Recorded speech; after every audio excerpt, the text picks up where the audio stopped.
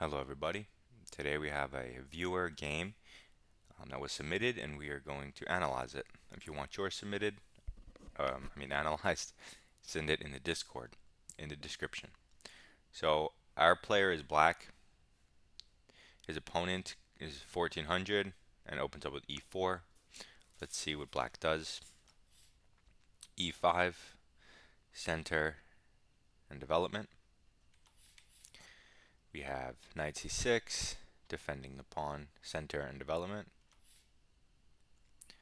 White continues development. Black continues development. Center development. So far, so good. White goes d3. A little passive, blocks his bishop, but no problem. Black goes d6. Follows suit, but his bishop is outside the pawn chain, so no problem. White goes h3, trying to prevent this pin, but black's bishop is also perfectly fine on e6 in the future, so that's not a problem. Black continues developing toward the center, so this is good. White does the same. Black now develops his last minor piece to e6 towards the center. So we're 6 moves in, and I have nothing to say. White castles. Um,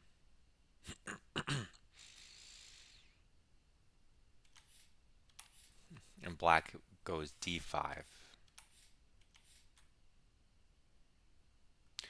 I mean, I do like this move. I like that it's center, that it takes control of everything, and that you're not hanging stuff. Like everything's protected when you push it.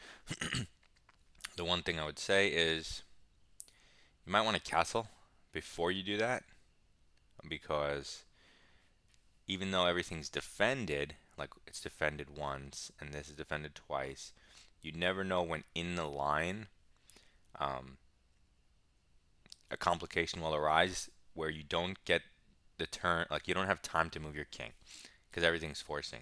Um, so like let's just say you push. I'm just gonna make stuff up. It doesn't work, but like I don't know. Takes to open up the e file, and then let's just say you take back with something. Um, And then sometimes maybe they'll just like push and sack pawns to open up more lines. You take, he takes, a rook can swing over. Again, this doesn't work. I'm just trying to show you a concept like if your king is still here, sometimes white has moves that could cause you problems. So before you push d5, it's a tiny bit safer to castle. Um, but fine, d5 is fine. The thing with d5 also is um, I do like it. And I like the way you're thinking. So we're going to go with it. There's lots of other moves you could make, but this is not a mistake. This is principled, and I like it. So he does take, and we do take. So everything's still fine. He captures the knight, so we're forced to take back. I think it's interesting that you took with the queen. I like that. A lot of players would take with the bishop. However, when you take with the queen, there is no knight c3. So you're just developing another piece. And now you can also castle queenside. So I do like this move. And if we look at the center, I like black's control more than white's. So for example, the engine says even, but I prefer black. So far we are 9 moves in, and I don't see any errors in ways of thinking, so everything's fine. So he retreats his knight. Maybe he's making space or wants to play a 4. I'm not really sure, but it can't be the best move. Let's see what black does. Okay, so black does castle long. Another impressive move because a lot of players would have castled short. But I like castling long. Your development's great. Okay, so white's intention was to put the bishop here, which is fine, but now this knight looks really weird, and I'm not sure where it's going. For the time being, our queen is under attack, so we have to move it. Let's see what happens. Okay, so we get queen d7.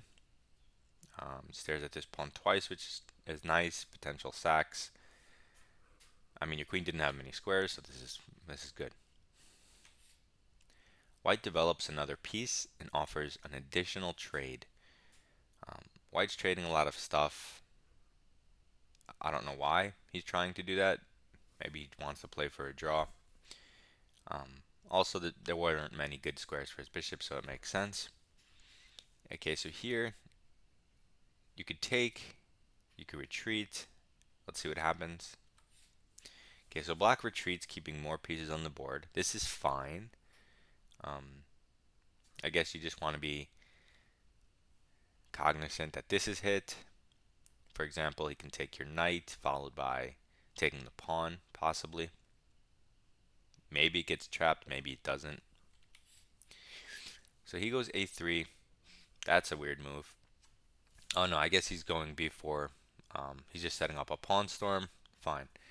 So now we have opposite side castling, right? And in opposite side castling, you want to get to your opponent's king faster than they get to yours. And he started his attack. So unless you can counter in the center, you're going to have to fight on the wings, him versus you.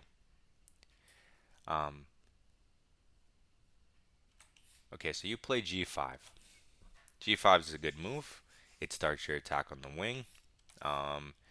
Maybe start with f5, a little more accurate for two reasons. One, you are threatening this weird hitting the bishop, although it's not that important, but maybe it will be down the road. But also because it controls the square from his knight, so his knight can't hop here. So if you play g4 intending, I mean g5 intending g4, and he blocks it, you could then kick the knight. So I guess all in all, I don't know how much difference the move order makes, but f4, f5 seems a little more just normal than g5, but you're going to play them both anyway. You're going to play all the pawns here, or you want to, right? You want to put all these pawns here. So I guess it doesn't matter too much which one. The top three moves in the engine are f5, h5, g5, and they're all the same, so whatever. So far, your play has been perfect, and I really have nothing to offer you yet that should change the way you think or play. Other than that moment before you push d5, you might want to castle for safety, but it's not even necessary. Okay, so he tries to block your pawn advance by putting a bishop here, but this is obviously terrible because it walks into the pawn advances that we want to do, right? The ones I just mentioned. So you do this, good move. He has to move the bishop, and now we have a nice lead compared to his attack, right? So we want to continue pushing these pawns. So h5, g4, g4 takes, takes, takes, takes, takes. So g4, he has one more attacker than you do. So if he takes, you cannot take back. You would have to play f4, and if he goes back, h5, and then swing the rook over. So this is the type of thing you're looking for, type of setup, and it could be worth sacking a pawn. Now, if you don't want to sack a pawn, you easily can prepare g4 with h5, a move you want to make anyway, which is what I would do. I wouldn't sack the pawn because I have h5. Okay, so you push the pawn, which is totally fine, totally fine. I just figure since I want to push h5 anyway, it's part of my plan. And even if this g4 thing works, I'm still going to have to play h5 later. So I might as well play it and not sack the pawn. But you do it, he takes. Okay, now you take, and this is the first, I guess, mistake, I would say. Now, if you were going to win this pawn, for example, let's say his queen was here, and he just has two defenders, and you have two attackers, or three, you're going to win the pawn. You'll take, he'll take, you'll take the knight, he'll take the bishop, you'll take the bishop, and at the end of that all, you will have won the g-pawn, you can put a rook behind the queen, and your attack is fine. But in this case, if you take the pawn, you don't win it. And when he puts a piece here, So let's just see what happens. You take it. I'm assuming he takes back. He puts a piece here. And now um, he's up a pawn, and you don't have the attacking structure that you had previously when you sacked the pawn. Because that pawn, instead of taking, we pushed it to f4, which blocks this bishop, right? He still had his light square bishop back here. So let me go back to that position.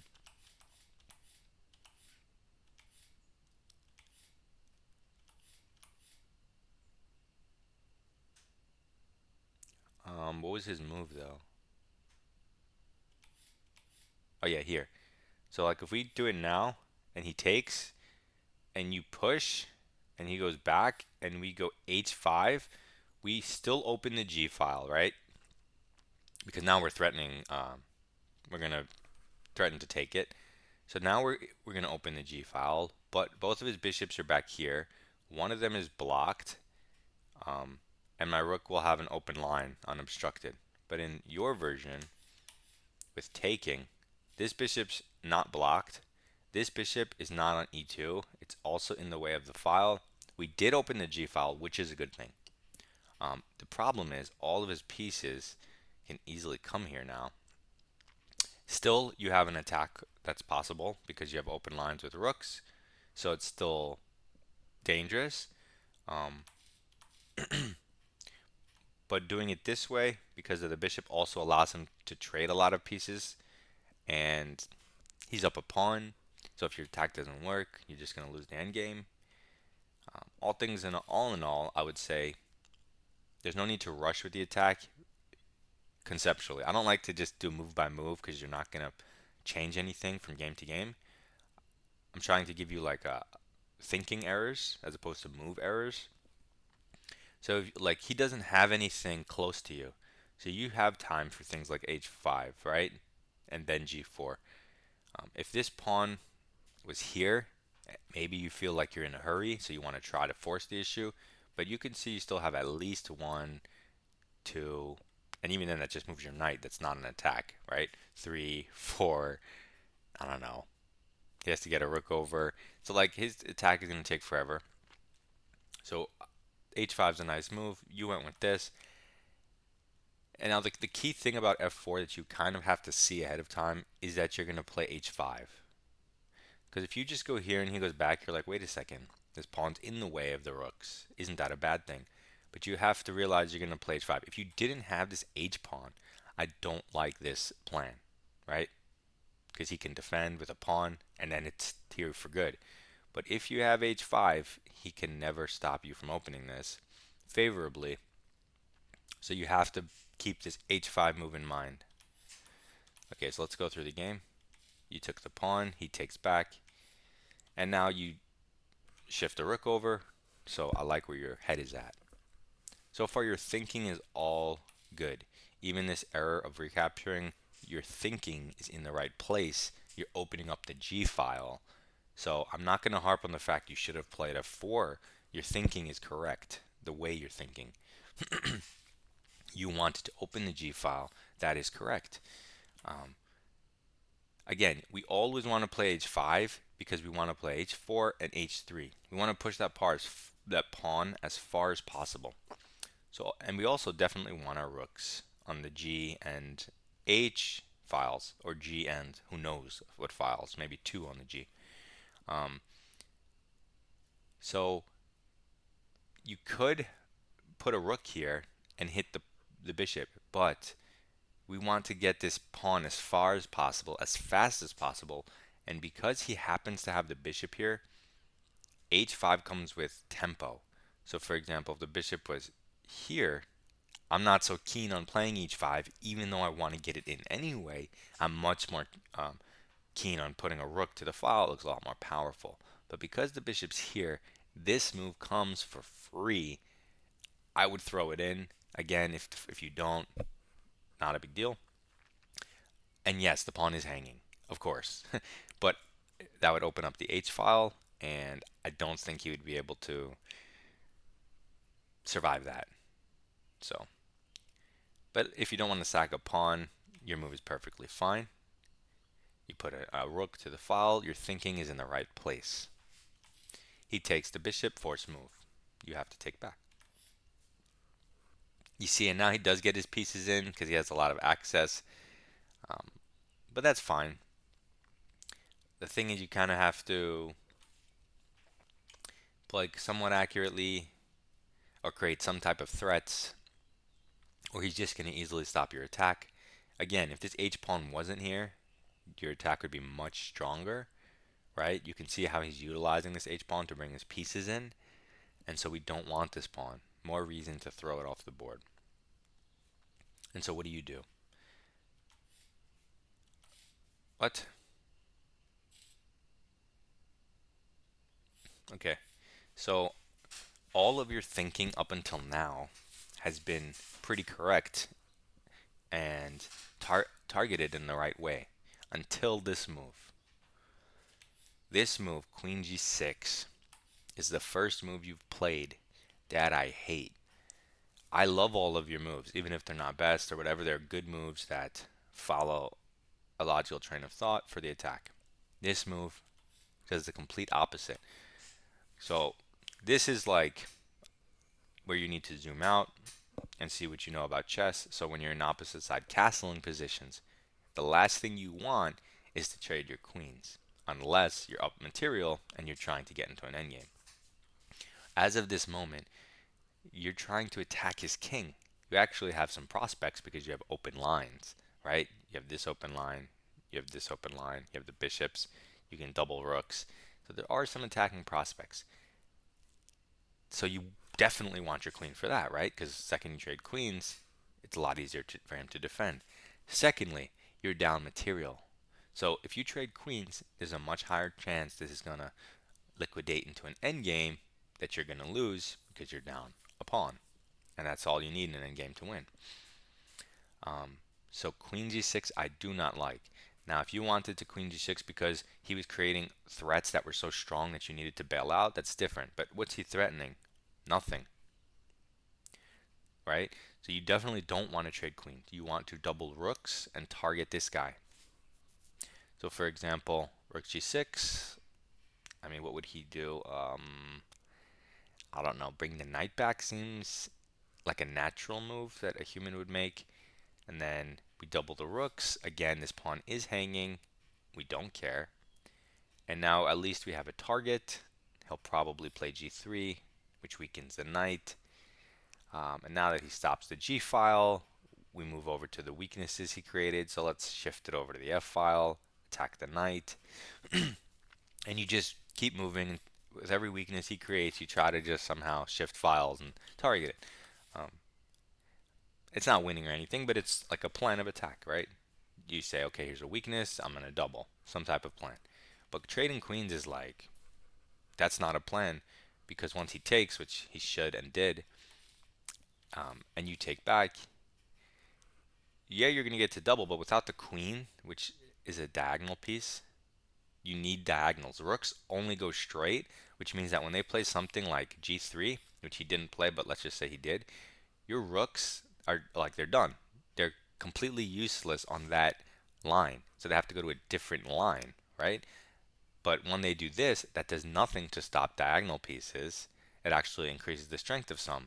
So that's why it's so important to have your queen on the board, because you need the combination of geometry. If you just have straight line geometry, or vertical or horizontal, um, you have to sack. So you need the combination of pieces. So anyway, don't want to trade queens in opposite side unless you're up material. You can just throw that in your head.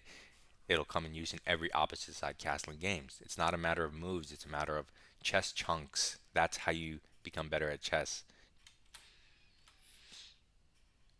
F3. Body go F3? What the hell is this? I have no idea, but not my problem. Okay, so now you double rook. So this is the exact idea we wanted. But you traded queens. Now maybe you were afraid of the queen. You thought it was applying pressure, but it's not applying pressure. Your queen was defending here, and this pawn, as I mentioned in many of my videos, we want to throw away. And I think that's a hard thing for people to understand. So he defends this way. That was the point of f3. Fine. We're still down a pawn, but our pieces are more active than his. So we have some compensation. So we try to improve the bishop for free. That's fine. I mean, his rook's going to move, so not much to say there. What? Why would you go to h4 though if you're just going to go back to where you came from? All you did was put his rook from a bad square on f2 and put it on a better square where it hits a pawn. And now you gave him the turn back. So this whole sequence is really bad. So this is an example of where your mind's in the wrong place, because there's no, like right now it's our turn. But what we just did was we said, you know what, we don't want to move. You can go here, and then you can go again. That's crazy. You don't just give your opponent 2 free moves on your turn. So this was definitely just a bad train of thought. Um, but let's see how you followed it up. Maybe you have some idea that I'm missing. Let's see. He moves his other rook here. Another weird move. And now h5. Yeah, so you could have played h5 without this whole bishop thing. That makes no sense. Okay, now h5 is a little later than when I was trying to play it, but still, h4, h3 is a threat. It is a plan, and I like where your head's at. White's making more useless moves. What? So why? Oh, I'm okay. So this helps me understand. You played h5 not to play h4, h3, but to just dominate the knight. That's fair. I like that. And then you're keeping this in your pocket. His knight's trapped, so actually this makes sense. Okay, fine. So here you go, king to the center. A little earlier than I generally would like to move my king. I don't know. That's a weird move. I mean, there's not so many pieces. It's not like you're in so much danger, but it's a bit weird. Hmm. I would like to improve my knight. For example, this bishop, it looks nice, right? But what's it really doing? Like this diagonal, there's nothing. This is just a trade. So like an idea would be something like just to park it on d6, right, which protects the pawn and also has ideas of pushing one day to unlock the knight attack. And more importantly, to clear that square for like the knight reroute to make it useful. If I could reroute my knight to here, hitting his bishop and also having access to these squares, that looks nice. I just want to see some random moves real quickly. If something like this, c4,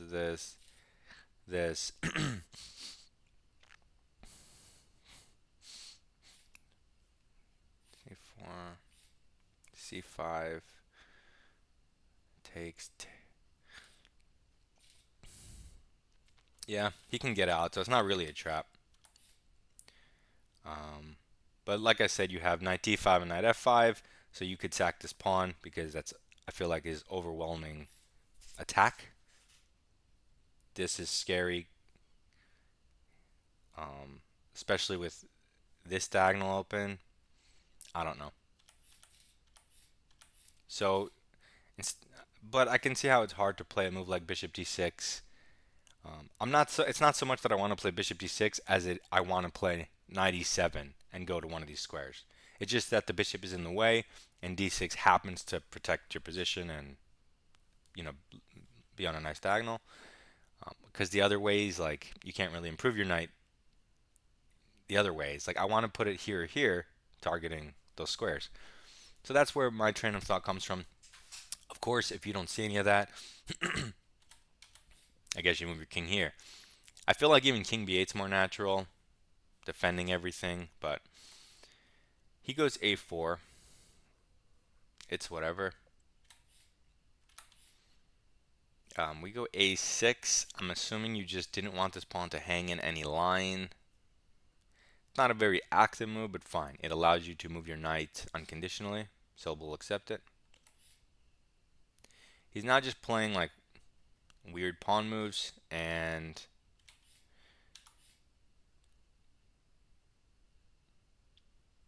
I'm trying to understand it, like why you would do this move or what it does. I don't really understand the move. I guess you're just trying to play against his pawns. As long as you're not reacting, like if he goes here and you're instantly looking at this move, that's bad. But if he goes here and you're, okay, what forcing moves do I have? Check, check, check. That doesn't work. Can I infiltrate here? Can I, does this do anything? You know, if you're looking at the active moves first and then you see they don't work and then you play b6, that's fine. But if you're just reacted b6, that's not good. That's a bad way of thinking. But I don't know. So we'll accept it because it doesn't ruin your position or anything. He doesn't really know which pawn to push because it's super hard to tell, like unless you've studied weird positions like this. Okay, so now we're going on the king walk. That's funny. Again, the king, I would want it on b7, nice and safe, protecting everything. But you go towards the center. It's a little scary. Yes, I mean, if you just get rid of like two more pieces, it'll be perfectly safe, but there's pawns, there's rooks. Okay. It's not losing or anything. It's not like it just seems like a weird decision.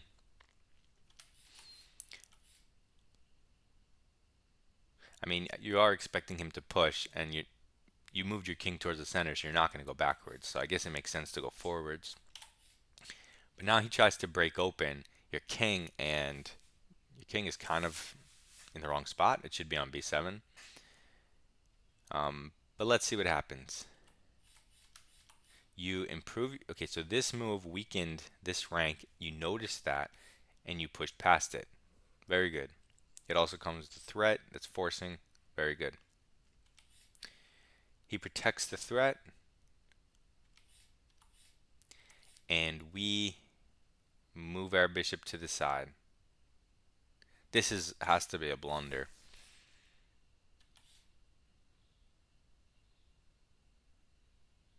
Why would you do that though? I'm assuming you just had a brain fart and thought his bishop was pinned. His bishop is pinned in one way, but it can take your bishop. Like it can't move this way or this way, but it can take your bishop. And if he takes your bishop, not only does it completely ruin this pawn structure, which can lose you the entire game, but it opens up his rook. It opens up with a threat on your king. So like he's gonna take, of course. You're gonna take, and now he could take with check. You take, he takes. Wait, how did I do that? Check, takes, takes, takes.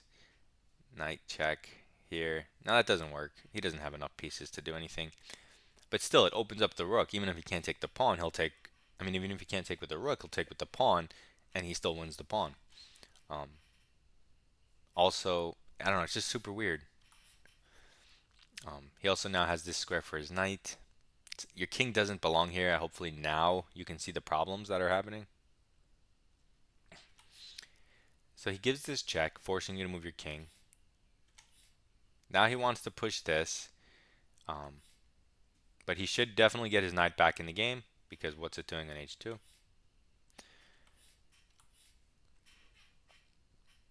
I mean, you're gonna go here. He's gonna push. You're gonna take. He's gonna take. And then you have to move again.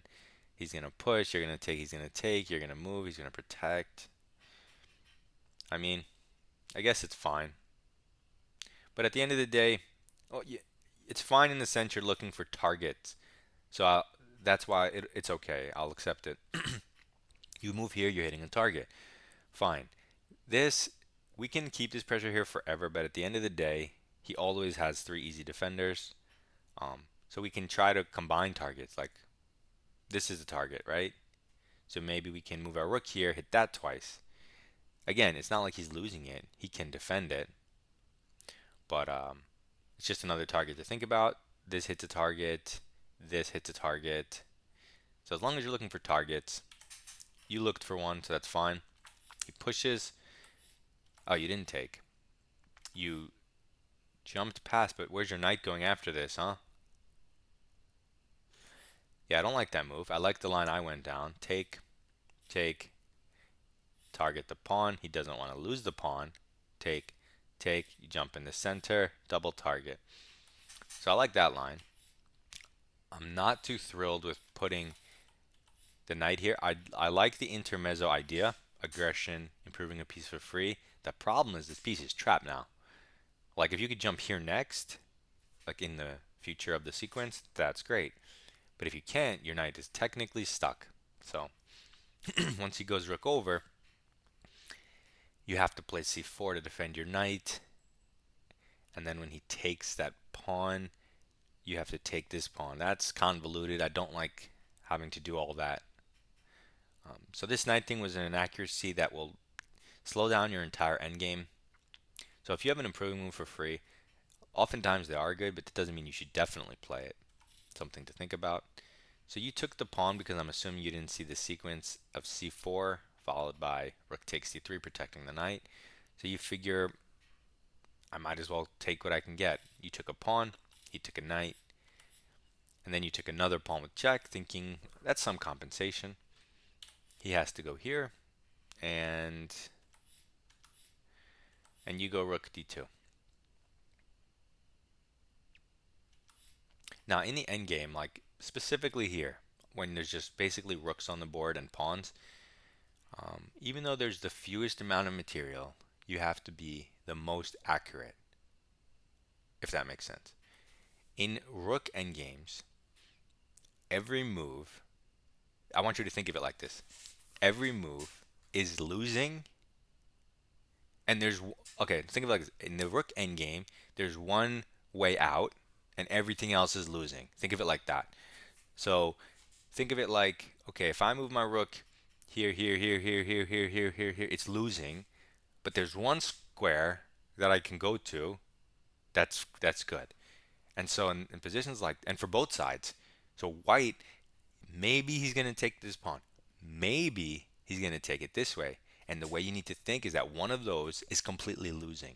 Because in the end game, every move you make, whether it's king here or king here, will be the deciding factor of whether you're going to lose or win. It's super hard to see how that makes any sense now, but all you have to do is play tons of endgames and analyze them, and you will see that the difference between rook d2, which is what you played, and rook c2 is like 1.5 pawns. And in your mind, you're like, it attacks the pawn, it's the same thing, but it's not the same thing because in endgames, essentially the entire game is calculated to completion. So um, everything is concrete. Everything like the line is already done. So when you're going rook d2, the line's done. You either lost or won. And in this particular case, you're attacking a pawn, right? That he can defend with his rook by capturing your other pawn. So you go here, he takes a pawn and defends. So you didn't even get the pawn.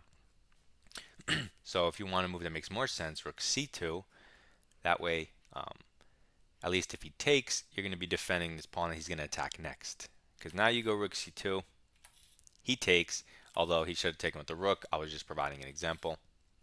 And if he throws a rook here, this this pawn's protected, and yours is being hit. So this rook d2 move, like, it's not winning the pawn. Now I understand you probably moved it along this line to double this way. That also would have applied with the rook on c2.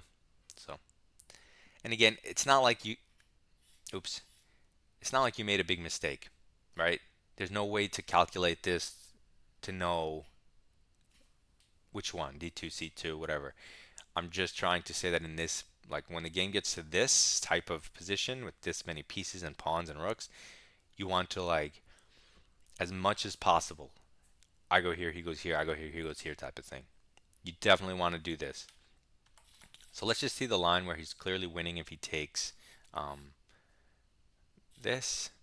Then we do get the pawn, but then rook c4, and he protects and attacks. Now in the line he went down, He took. You went here. Ah, it fails spectacularly to this move, unfortunately. But your head was in the right place because if this knight wasn't here, you would have a checkmate if he doesn't move this rook, and if he does move the rook, you would have a perpetual at the very least. Unfortunately, knight f3 stops everything. And this move is a problem because he knows you're hitting the knight.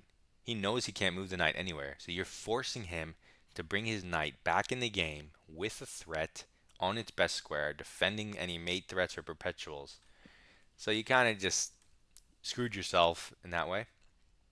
Um, but having said that, you don't have many moves. So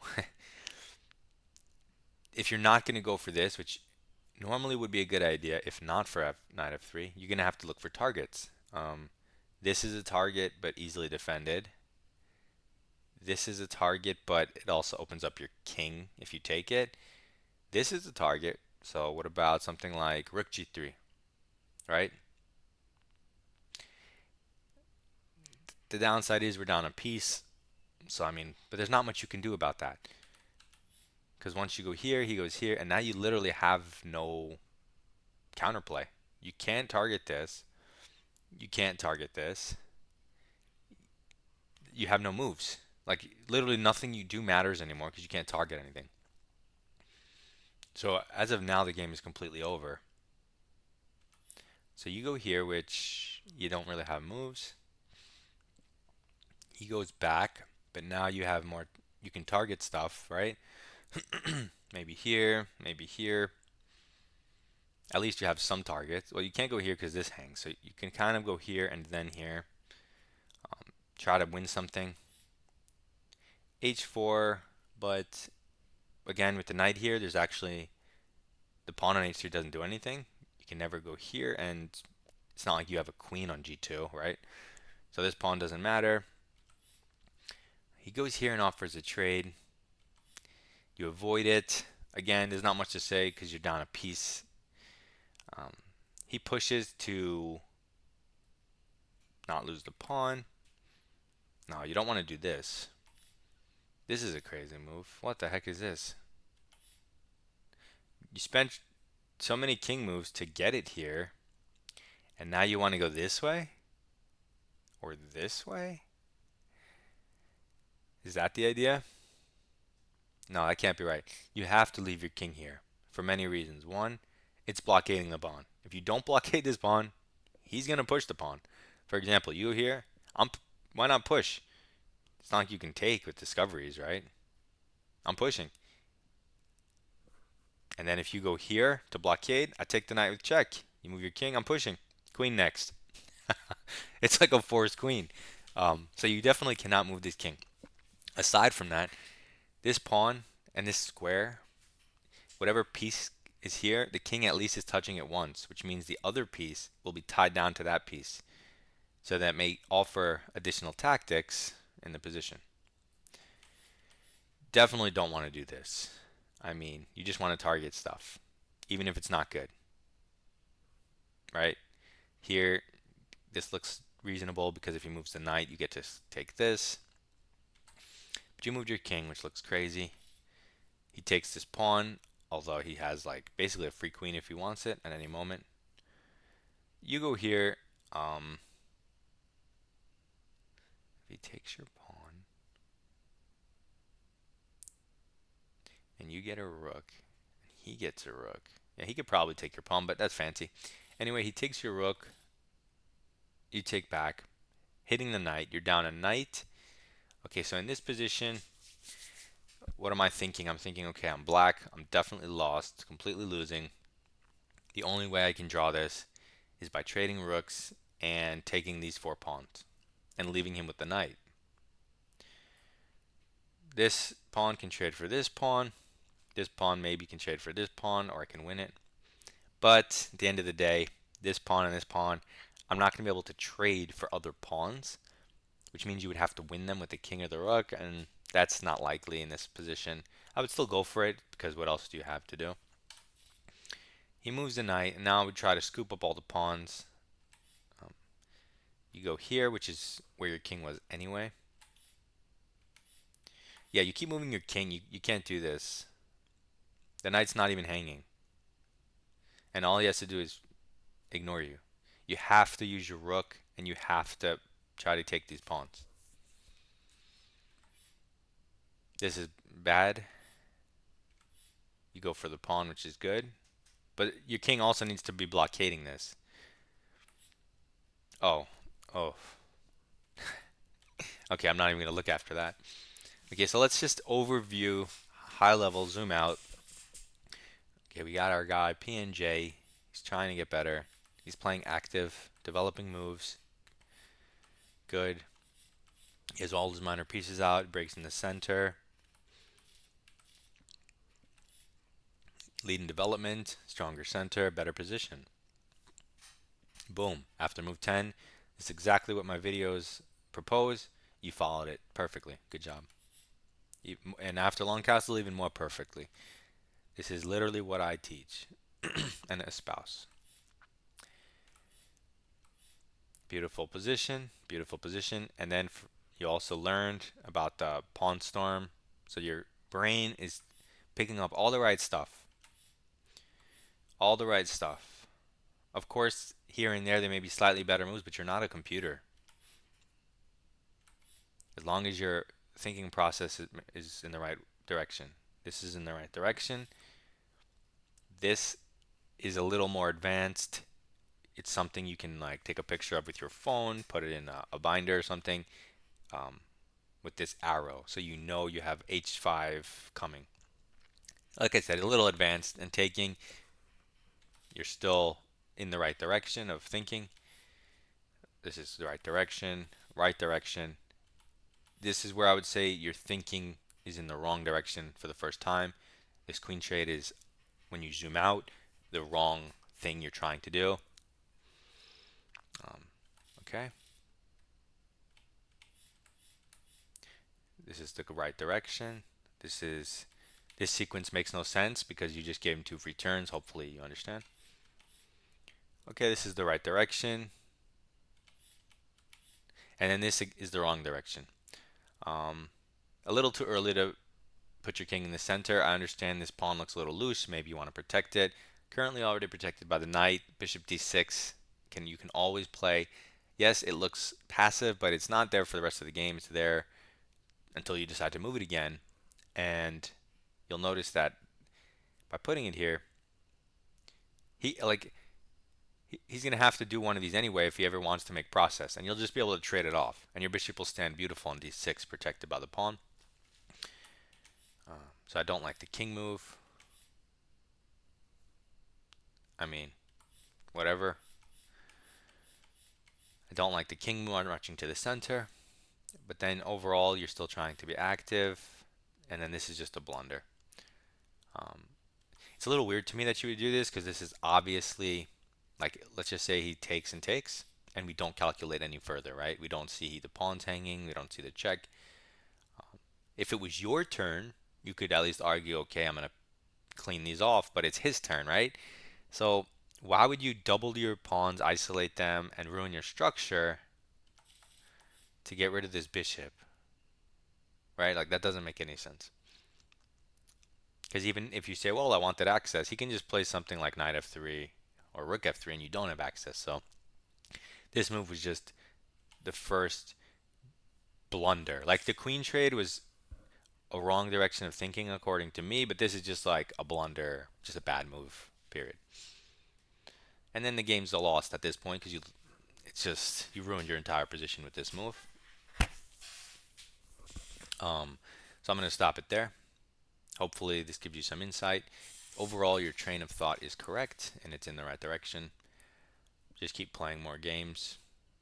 50 more, 100 more, you're going to get the nuances down. Good luck in your chess. Submit your rapid games. Goodbye.